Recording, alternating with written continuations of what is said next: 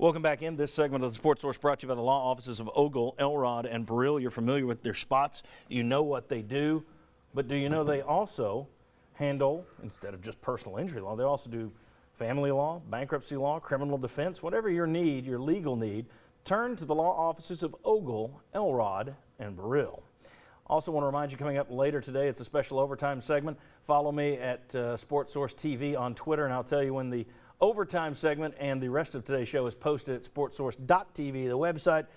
We'll talk about Tennessee's bowl options a little bit more in depth. What drives bowl selections these days? Is it still fan travel, or is it more about TV ratings and keeping the sponsors happy?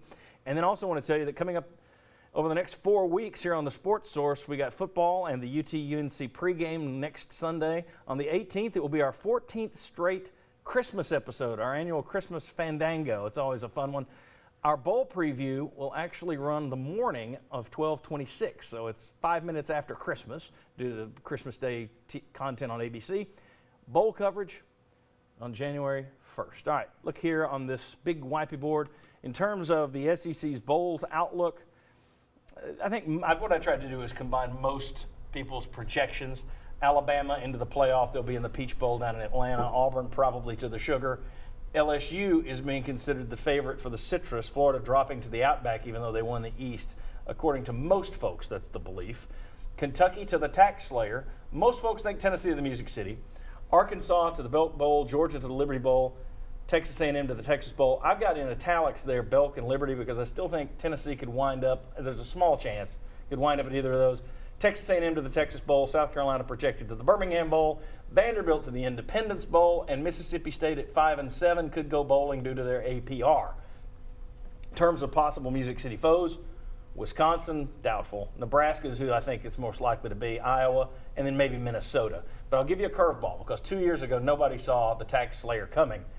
If the Belk Bowl takes Miami and Mark Richt, there's a chance that the whole setup, the leagues could shift people around. Arkansas could be sent to Nashville because it might be easier for them to travel, and Tennessee sent to Charlotte to play Miami in the Belk Bowl. I don't think that's going to happen, but if I were to pick an outsider possibility, like the Tax Slayer 2 years ago, that would be it. Tennessee, Miami, possibly in the Belk Bowl.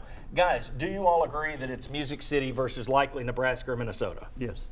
I'm taking Minnesota out. Okay. Minnesota's not going to go, in my opinion, because they went 3 out of 4 years to the Music City Bowl. Yep. So it's going to be Nebraska or Iowa. I don't think Wisconsin falls there, so it's Nebraska or Iowa. Okay. Thoughts? I think it's Nebraska.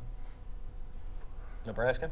If it is Nebraska, you sure feel better about playing this Nebraska team than you did the Nebraska A in few years 97, ago. 99. I've never seen Tennessee just. Although with this defense, you may make that Nebraska team Yeah, look like the old yeah, 97. Yeah. Guys, thank you very much for being with us. Thanks to you for being with us. Stay with us all holiday long. Congratulations to all the area state champions and runners-up in high school football, and continue to keep the folks in Sevier County in your thoughts and prayers. We'll see you next Sunday, 11 a.m., right back here.